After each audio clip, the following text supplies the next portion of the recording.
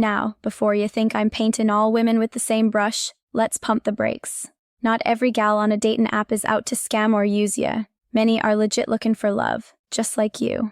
Today, we're tackling a hot-button topic that's blowing up: the truth behind dating apps and how some women are using them to game the system on American men. Buckle up, it's gonna be emotional, revealing, and maybe a little controversial. If you're new here, smash that subscribe button and ring the bell for more mind-blowing secrets. Let's jump in. Picture this, fellas. You're swiping right on that smoking hot profile, heart racing as the chats heat up, dreaming of that perfect connection. But bam, months later, your wallet's empty, your trust shattered, and she's ghosted with your cash. This ain't just a bad date, it's a calculated con that's crushing American guys left and right. In this eye-opening lecture, we dive deep into the dirty secrets of dating apps, the fraud, the manipulation, the real stories that'll make your blood boil. If you've ever wondered why she vanished after you sent that emergency money, or if dating apps are a blessing or a curse, stick around. This could save you thousands. And your heart. Hit play now. Your future self will thank ya. Hey there, secret seekers. Welcome back to Women's Mind Secrets, where we pull back the curtain on the wild world of female psychology, relationships, and all the hidden truths that keep you guessing. I'm your host, dishing it straight from the heart of what makes women tick. No sugarcoating, just raw insights to level up your love life. All right, folks, let's get real here. We're talking about dating apps, those shiny little icons on your phone like Tinder, Bumble, Hinge, and the rest. They've revolutionized how we meet people, right? No more awkward bar pickups or blind dates set up by your Aunt Karen. Just swipe, match, chat, and boom. Potential love at your fingertips. But hold up. 'Cause there's a dark underbelly to this digital romance scene that's leaving a trail of heartbroken American men in its wake. We're diving into the truth, how some women, and let's be honest, a ton of scammers posing as women, are using these apps for their own benefits, stringing guys along, extracting what they can, and then poof, disappearing like a bad dream. We'll break down the fraud targeting American dudes, share real stories that'll hit you in the gut, and tackle the big moral question: is using dating apps right or wrong? This ain't about bashing women. Nah, we're keeping it balanced with facts, pros, cons, and expert insights. By the end, you'll have the tools to navigate this minefield without getting blown up.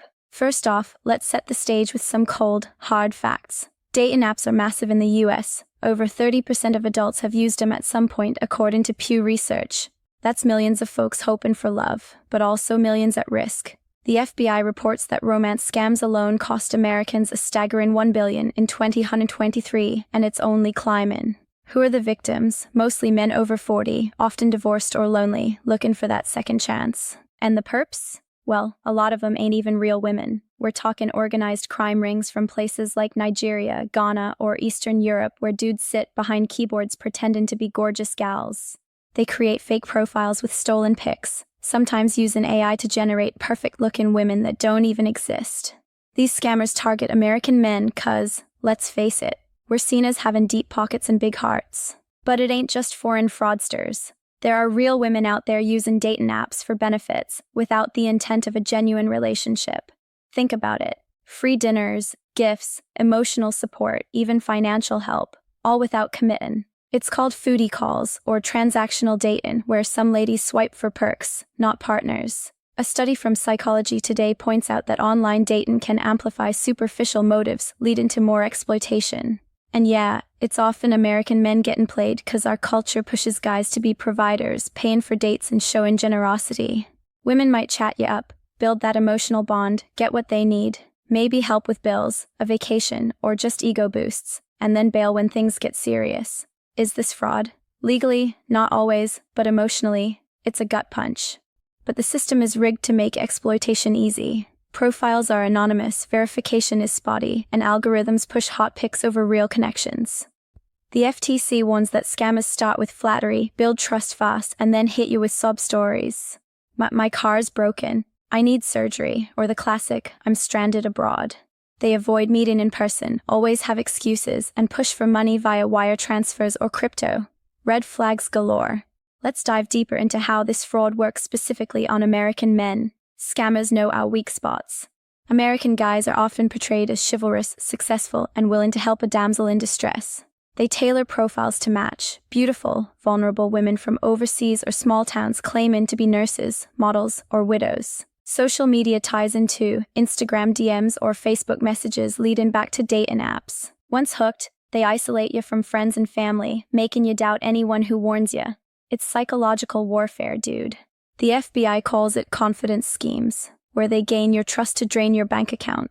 But what's the flip side? Are dating apps all bad? Hell no. Let's talk pros and cons to keep this fair. Pros first. Convenience is king. You can meet folks outside your circle. Pros from eHarmony say it's how many couples meet nowadays. Wider pool means more options, especially if you're in a small town or busy with work. About 25% of engaged couples met online. It's efficient. Filter by interests, age, location. Plus, it builds confidence for shy guys. Chatting online eases into real dates. And for LGBTQ+ folks or niche groups, apps like Grindr or Hinge are game changers. Now, the cons, and they're hefty. Fake profiles are rampant. Reddit threads are full of guys weeding through bots and scams. Superficial judging based on pics leads to ghosting and low self-esteem. Addiction's a thing. Endless swiping like a slot machine. Safety risks. Meeting strangers can turn dangerous, and emotionally, it's exhausting. Constant rejection or being used for benefits without reciprocation. Medium articles highlight how apps can make romance feel transactional. For American men, the fraud angle amps it up. We're prime targets cause of our economic status. So, is using dating apps right or wrong? It's nuanced, man. Morally, if you're genuine, seeking real connections, it's right, a tool for modern love. But if you're using it to deceive, extract benefits, or scam, it's dead wrong. Legally, scams are crimes, and the US government is cracking down via the FTC and FBI. Ethically, even non-criminal using, like dating for free meals, erodes trust in the system. Psychologists say it can lead to cynicism, making real relationships harder. But hey, in a free society, adults can choose, just with eyes wide open. To bring this home, let's share a real story. Adapted from victim accounts, but framed as a woman's confession to a psychologist for that emotional punch. This is based on true events from romance scam survivors. Imagine this: Dr. Elena, a seasoned psychologist in New York, sits across from her client, a 35-year-old woman named Mia. Mia's fidgeting, tears welling up as she spills her guts. "Doc, I didn't start out to hurt anyone," she says, voice shaken. I was broke after my divorce. Kids to feed, no job skills.